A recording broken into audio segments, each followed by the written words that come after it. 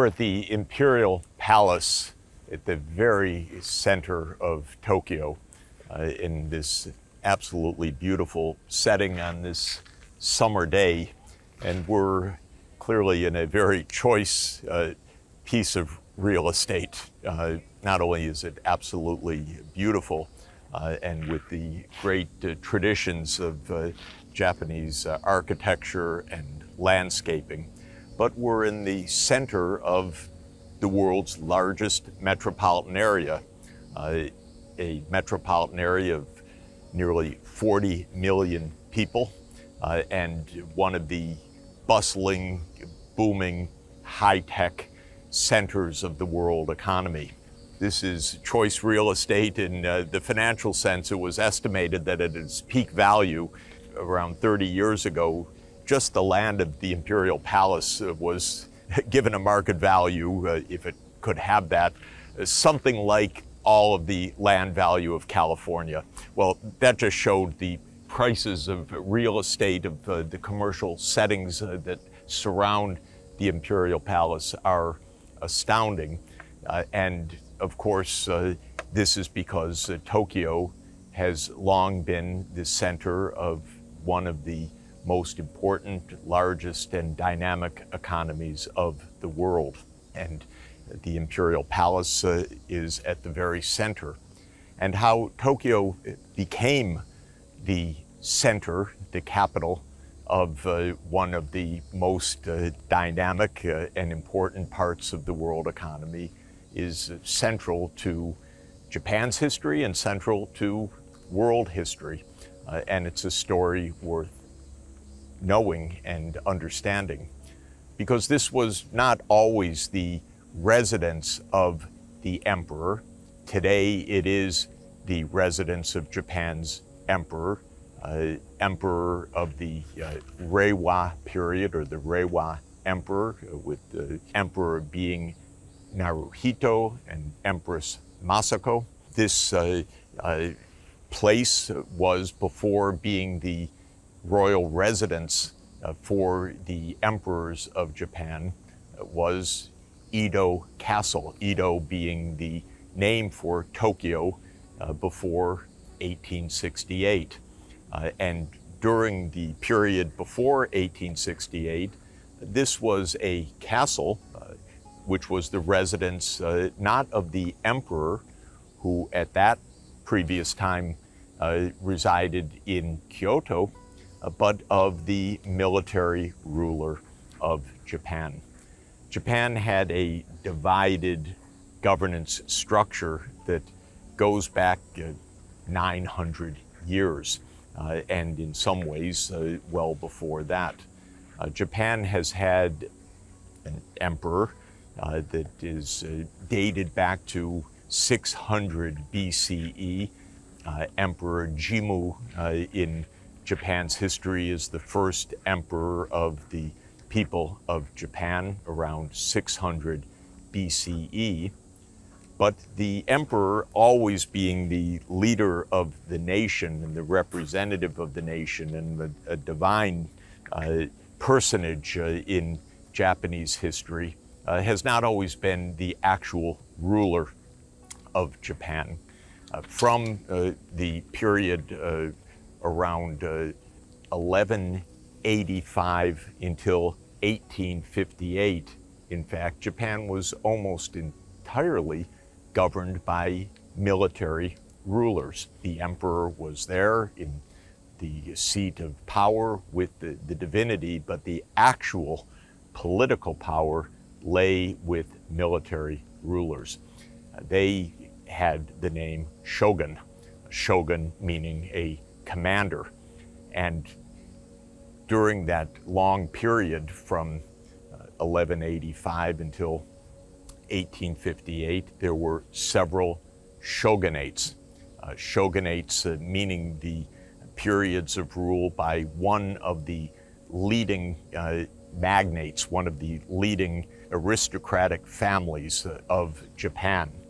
From 1185 to 1333, this was known as the Kamakura shogunate.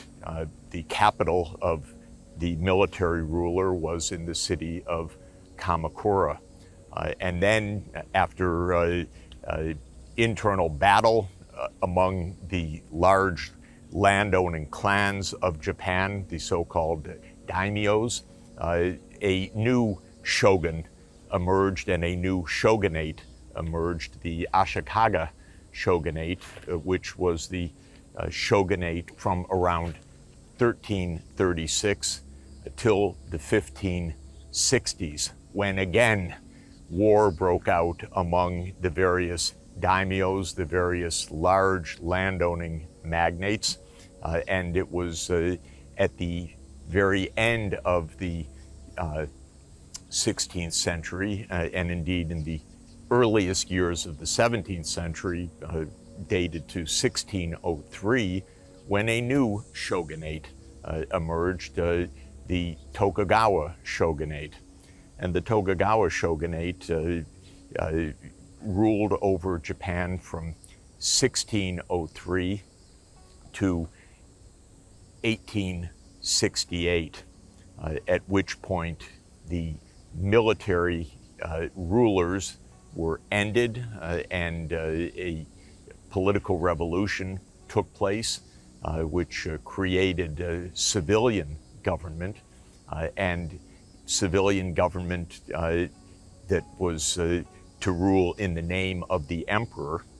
And it was at that point in 1868 that the emperor's residence, royal residence, moved from Kyoto to Edo Castle. The Edo Castle being the shogun's residence during the Tokugawa shogunate, but now becoming the imperial residence. So when we look at these magnificent grounds, this was from the early 1600s until 1868, the residence of the Tokugawa shogun, and then afterwards becoming the residence of the emperor. Now, the period of the shogunate from 1185 until 1858 is an astounding period of Japan's history, and it's well to compare it, I think, very insightful to compare it with China next door. Both countries had long periods of internal stability and national scale rule. In China, in the dynasties that included the Southern Song dynasty, followed by the Yuan dynasty, followed by the Ming dynasty, followed by the Qing dynasty, there was an administrative state under the emperor, and the emperor ruled with a civil service, most of the time with a trained Confucian-based civil service, in an administrative state that was centralized and that ruled through provinces down to district, down to local level in a centralized state. There were periods, of course, of internal war when these dynasties succumbed to internal warfare, and there was plenty of external warfare in Japan, and there was plenty of external warfare in China, with repeated invasions and incursions, especially from the north, from the dryland regions, from the pastoralists of Mongolia, which conquered China from the years 1270 to 1368, and then from northeast China, from the region known as Manchuria, or today is northeast China, which ruled China from 1644 until 1910 during the Qing dynasty.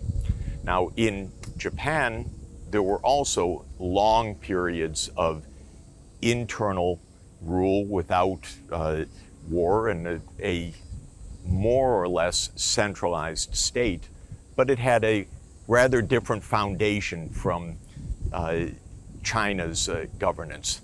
In China, there was an emperor and a bureaucratic staff. In Japan, there was a structure that looked a lot more familiar to European feudalism, in that in Japan, there were many large landowning families, the great magnates who owned their land in a hereditary manner and who ruled over their land. These were the daimyos. Their estates were called the Han. And the daimyos gave allegiance to a central military commander, to the shogun. The shogun was the supreme commander, but the daimyos ruled over their lands. And in the ideal structure of the shogunates, there was internal peace among the daimyos, but each one commanded its own region. The daimyos, in turn, ruled with a military, hereditary class, the famed samurai, who were the loyal retainers of the daimyo, of the great magnates, and the retainers of the shogun. Now, the shogun could, or the daimyo, the magnate, could also be a samurai in some cases, but typically the leaders were princely families. We would regard them as aristocratic lords in the European feudal context. And there was a separate military hereditary class, the samurai class.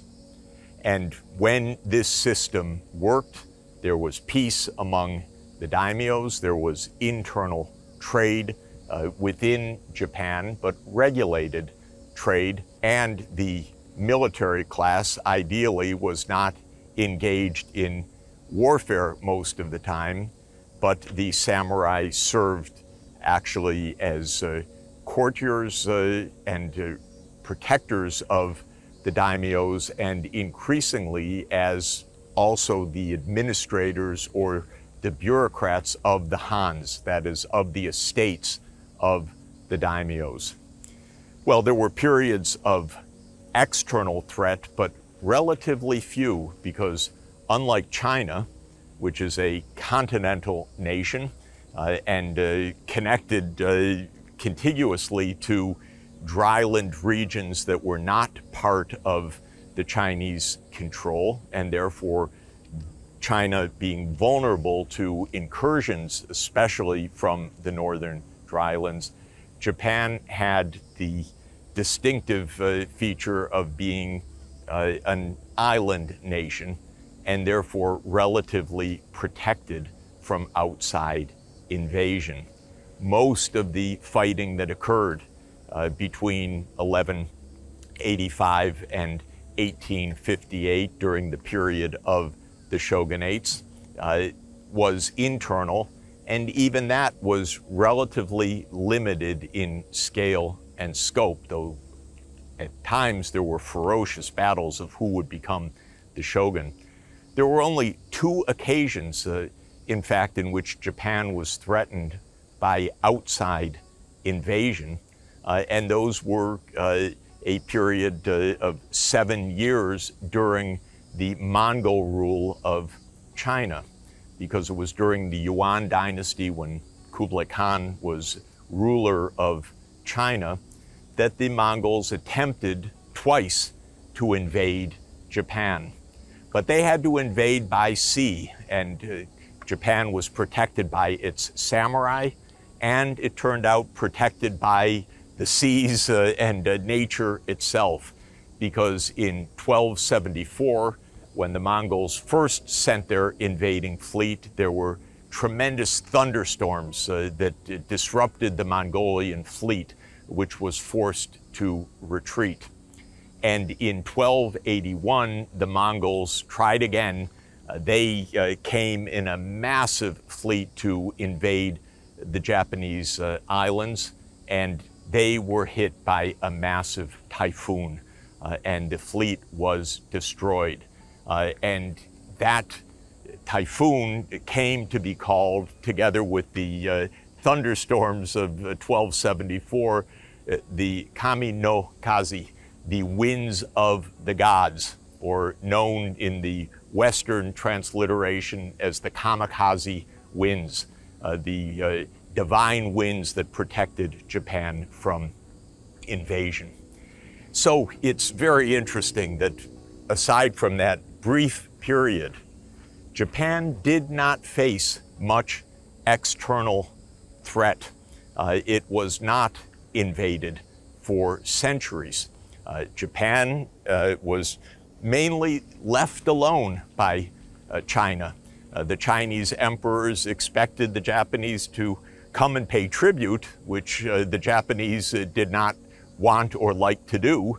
But other than that, there were not wars between China and Japan over the long periods, and there were no invaders coming from the outside.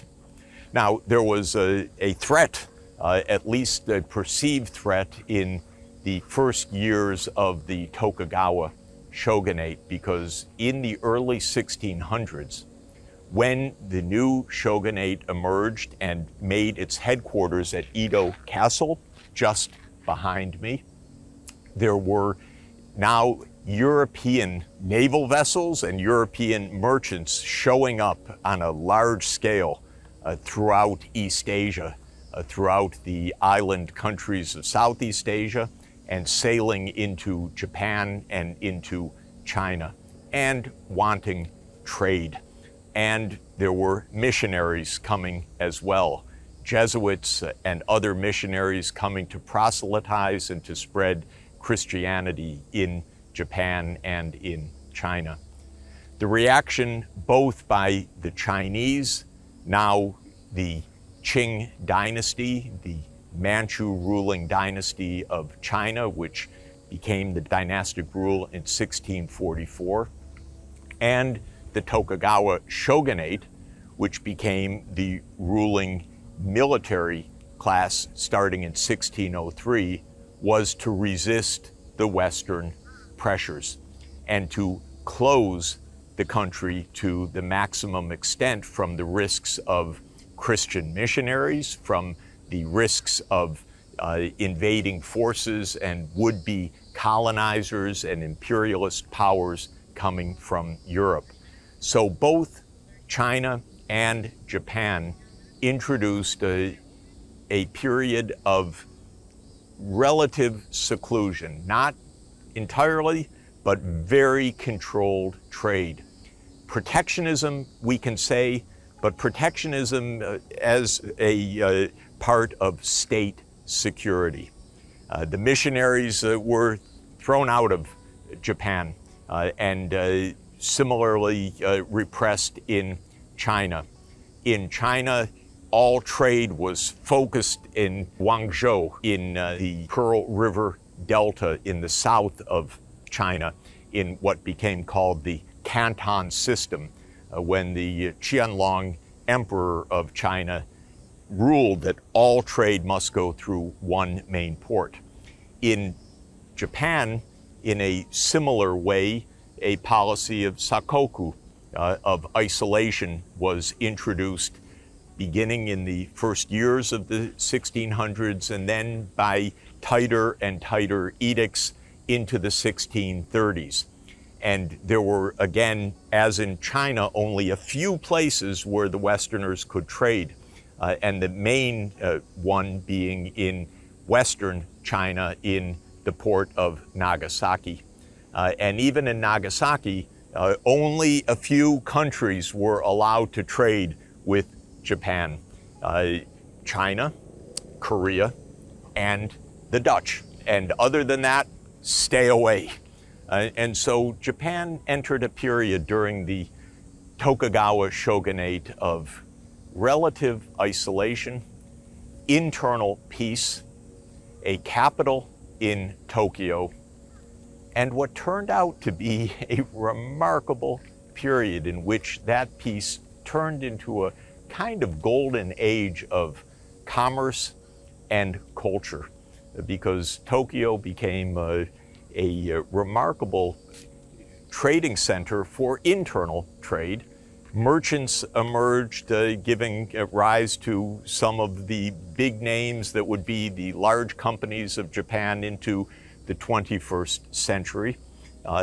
Culture thrived with theater and plays and music and the arts, and literacy was extraordinarily high, reaching 40% by traditional estimates for males in Japan during this period, and many schools and academies. And the samurai class, the warrior class, not having wars to fight, became a highly skilled bureaucratic class, very literate, very cultured, carrying the high culture of Japan. As warriors, or bushi in Japanese, they had the code of Bushido, the code of the samurai, which was a Buddhist-inspired code, also with bits of Confucian ethics in, but the samurai carried their swords, had very high social status, had rights that no others had in the society, but were the carriers of culture. And making Edo, that is Tokyo during the Tokugawa shogunate, an absolutely thriving city, one of the largest cities in the world, and certainly one of the most interesting cities and culturally exciting cities in the world.